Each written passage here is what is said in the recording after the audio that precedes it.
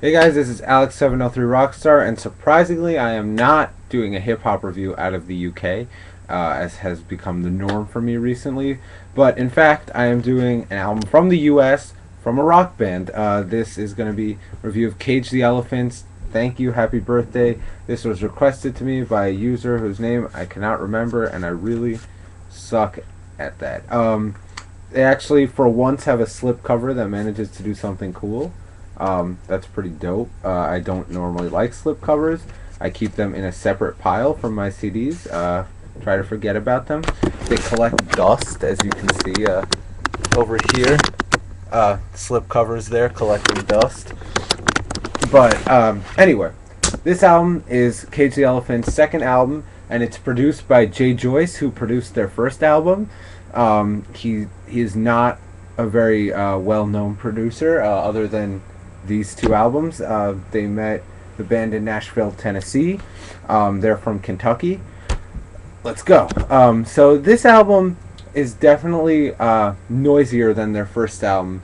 And on this album they have a sound that's sort of a combination of the first wave of punk combined with the second wave of punk from the 90s, combined with mid 2000s sort of Strokes, Interpol-esque rhythms, and also a little bit of 90s alternative pavement style sounds thrown into the mix at some points. It's definitely not a consistent sound on the album. And that's the first thing with this album. It's definitely not consistent. A lot of the songs are in very different styles, and they're not arranged in a way that is conducive for listening to it as an entire album. However, this band has a real knack for writing a very good hook, and they know how to write great 3-minute songs. They also have this great thing that they do where it's sort of like bands from the 2000s, pop punk bands, which is how I guess I would describe them, have been sort of unwilling to do this. I assume they have a very slick, polished sound, and they sort of stick to that. But Cage the Elephant is willing to get a little rougher with their sound. They have some really dark bass lines that are kind of abrasive here. In fact, a New York Times review said that it's abrasive, rowdier, more unstable, and pushier in the right ways. And I'm quoting that from Wikipedia. And I completely agree in some parts. And those are the best moments on the album, when they get abrasive, rowdy, dark. When the songs stay happy and they're just happy songs, they're pretty weak. They really come off as cliched, tired, and boring. However, their ballads have improved significantly from their first album.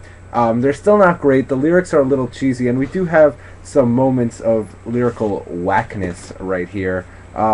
There's lines about like, I'm gonna stab myself in the eye with a key for no reason. It's pretty dumb, but the music generally holds together quite well.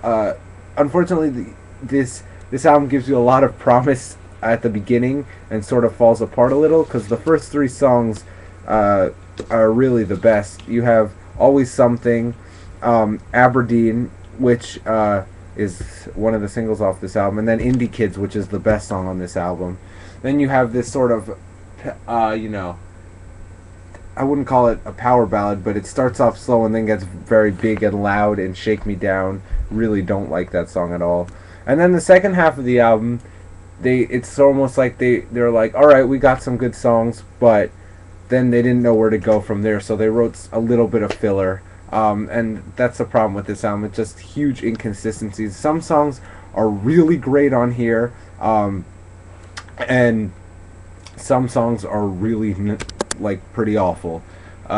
So I think this is definitely a promising young band. I think the production on here by Jay Joyce is very good, because he managed to get a good balance of the slickness and the roughness from earlier punk eras. I think he did a very good job of balancing that, but the songwriting needs to become more consistent, and these songs need to have more of a flow and a concept. These are just 12 songs. They could be in any order and it would work exactly the same,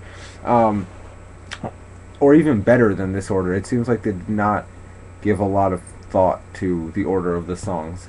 But anyway, promising young band. It's a good album, don't get me wrong, it's a good album, but it could have been a great album, and that's what I'm sort of missing with this. I can give this like, I'll say a 6.5 out of 10. I know it sounded like I hated this album, but I think it's just like the stuff that was good worked so well that it powered it to a 6.5. I would pick this up. It's a fun listen, definitely, but I think this band has something better, and I think we're going to have to wait to see their best work yet. Alright, that was unnecessarily long-winded. I'm out. Peace.